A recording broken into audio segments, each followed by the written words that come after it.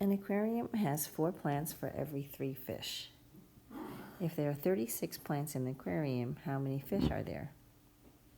So from the first sentence, we can see that we have a ratio of 4 plants for every 3 fish. And the question is, if there are 36 plants in the aquarium, how many fish are there? So since we're given the ratio, so let's write down what we know. And since we know that there's a ratio of plants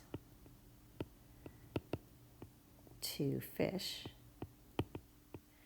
and the ratio is 4 plants to every 3 fish. So this is a part to whole. How many fish are there? So let's put an N where there's fish, if there are 36 plants.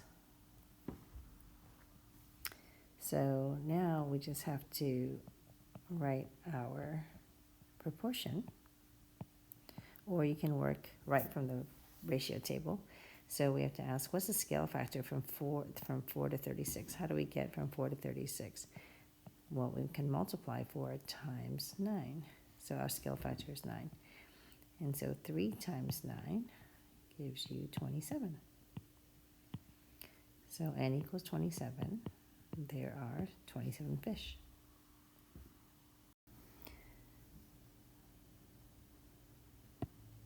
Of the 800 students enrolled in the recreational soccer program, 32% are 6th graders. How many students in the program are 6th graders? So let's reread. Of the 800 students enrolled in a program, 32% are 6th graders. And the question is, how many students are 6th graders? So we can tell from the first question, from the first sentence, of the 800 students enrolled, that would be our whole. And so we're given, let's write down what we know. So we know that we're given 800 students, which represents the whole. And we're given that there are 32% of that 800 are 6th graders, and that's our percent. So what we're looking for is the part. So N equals the part. So to solve this problem, we can set up a proportion. So part to whole is equal to percent. So since we are given the percent, I'm going to write the percent on the left side. So let me just rearrange that. So let's make the percent on this side, and then we'll write part to whole on this side because we're looking for the part. So it says 32%, so I'm going to put 32, and every denominator in a percent is 100. And we are told that there's 800 students. So now we just have to see what the scale factor is. How many times does 100 go into 800? The answer is 8. So we multiply both top and bottom by 8. And 32 times 8 is 16. 3 times 8 is 24, plus 1 is 25. So the answer should be 256, which makes sense because if it has to be less than 400, because if we had 800 students and half of them were 6th graders, the answer would be 400. But because it is less than that, it's only a third of that, the answer is 256. The table shows us here that the distance to City Hall from each of these buildings. It says, which list shows the buildings in order from greatest to least by their distance to City Hall? So let's try to make sense of these numbers. Number 1, the library is 4 4/5. The museum is 4 9/10. The hospital is 4 3/5 and 4 17/20. Since the whole number is the same, we can just go ahead and use the fractions themselves to compare. And so here's what we know. The library is, it's 4 4/5. But we know that 4/5 is about 80 hundredths or 80%. or 80 cents. And then we know the museum is 4 9/10. And 9/10 can be thought of as 90 cents. And then we have hospital. The hospital is 4 3/5, and we know that 3/5 can be thought of as 60 cents. And then finally we have the airport, which is 4 17/20. 17/20 is a little harder to understand until you change it to money, right? So think, what is it as a decimal? So how many times does 20 go into 100? Which is times 5. So 17 times 5. 17 times 5 gives us, let's see, 5 times 7 is 35.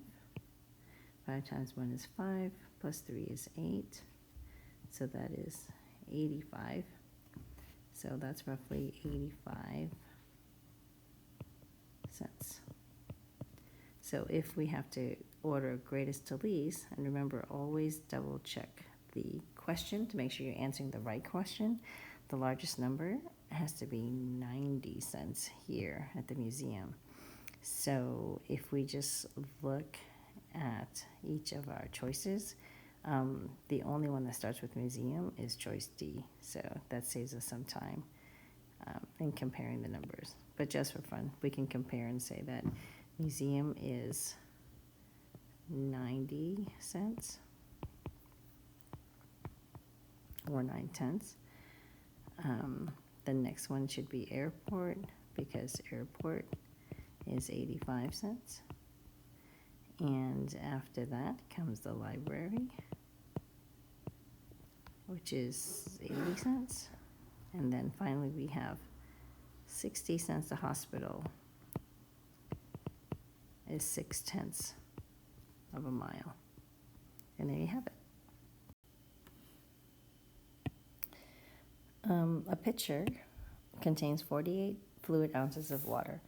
How many pints of water does the pitcher contain? So we have 48 fluid ounces of water. How many pints? So we have to change fluid ounces to pints.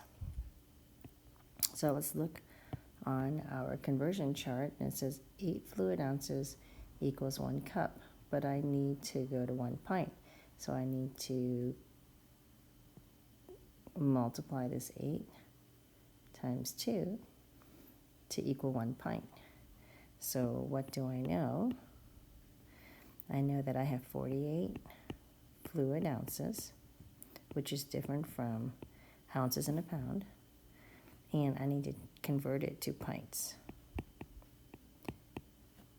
And so based on the chart, from our reference chart, we go from fluid ounces,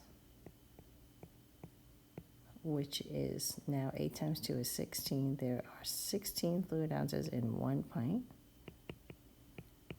And we want to know how many pints are in 48.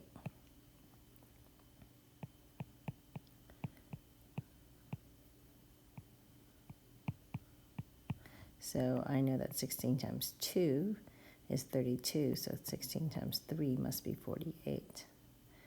And so my scale factor is 3, so 1 times 3 is 3.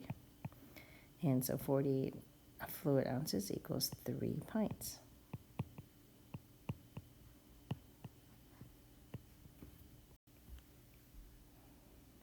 Okay, in 5 days, a scientist wrote 3 pages of a research paper. At that rate, how many days will it take the scientist to write a 30-page research paper? So I can tell right away that we're dealing with a rate. So what do I know? I know that we're working with rates, and remember, a rate is a special ratio. So I should write a ratio table of some kind. So in 5 days, he can write 3 pages. And they want to know, if I write a 30-page, how long will it take? So how many days? And so let's set up a ratio table. It's days to pages, or pages to days. And it's a ratio of 3 pages to 5 days. And so they're asking, what if I have 30 pages? How many days will it take to write the paper? And so I can see that from 3 to 30, that the scale factor is 10. And so 5 times 10 is going to be 50. So it is 50 days.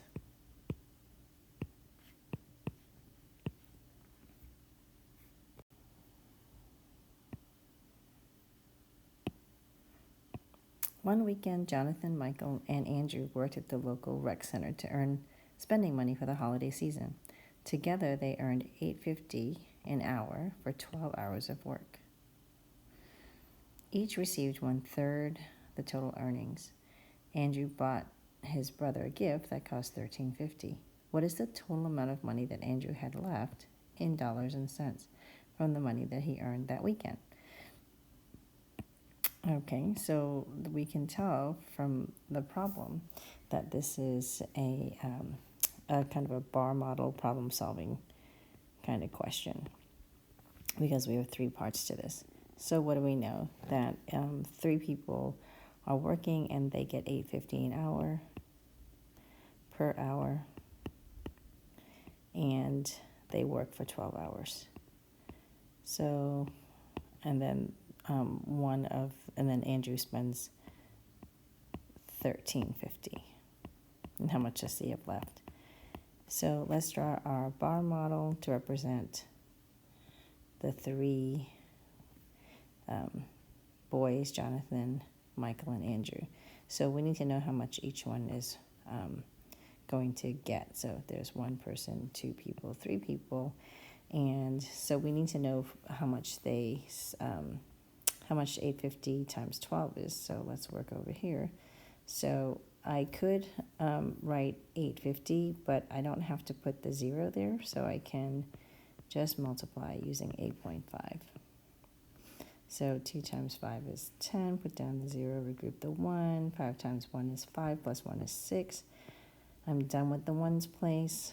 8 times 2 is 16, regroup the 1, 1 times 8 is 8, plus 1 is 9.